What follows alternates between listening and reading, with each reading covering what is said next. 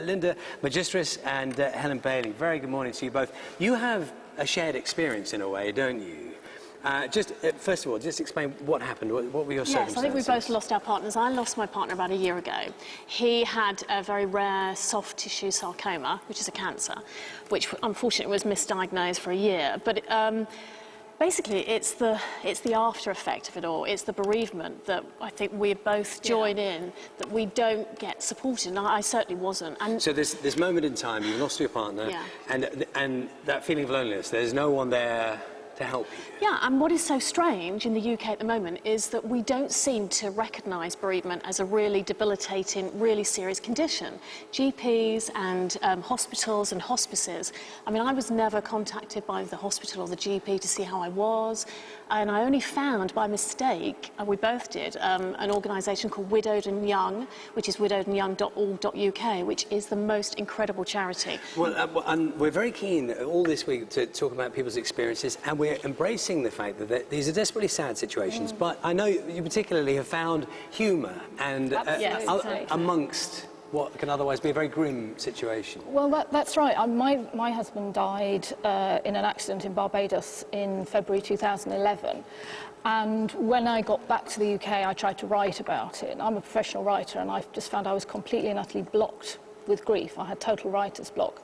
So about 4 months after he died, I started a blog called Planet Grief, and I started writing about the little things that are huge in bereavement. So the loneliness of buying a single Scotch egg, putting the wheelie bins out and things like that. And it was interesting because when the blog eventually became public, one of the things that came back were other widows and widowers sharing their story and saying, I'm not actually mad. You know, I was doing things like still setting a place at the table, still stacking the dishwasher exactly as he would like it, even though it doesn't suit me. And it's such a theme. We've heard so many people say that, about that shared experience, that notion you're not the only one, and that other people out there will be experiencing similar things. Doesn't make it any...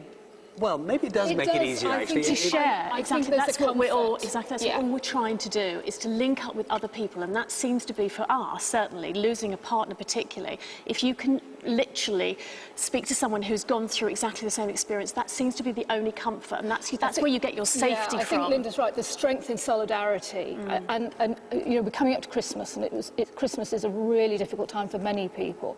But I remember going to the crematorium on Christmas Day on my own, feeling absolutely appalling.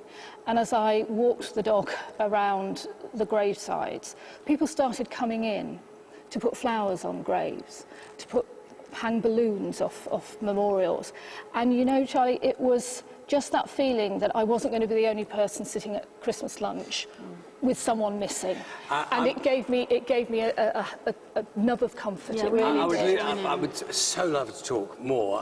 We could talk for a long time. I know you said it's a really big subject. Thank you so much. You're welcome. Thank you for inviting for sharing me. everything with us this morning.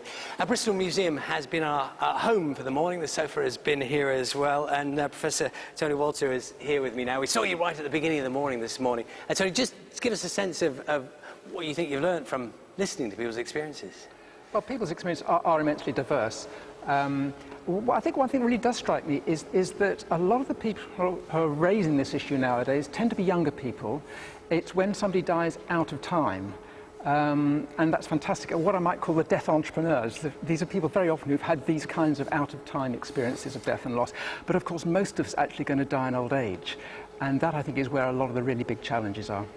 Tony, thank you so much. And thank you to all our guests this morning for sharing all their experiences with us. It's been a very interesting week on Breakfast this week, in some ways very uplifting and very moving as well. We're going to leave you now with the images of the week. These are the candles you have lit in remembrance of your loved ones.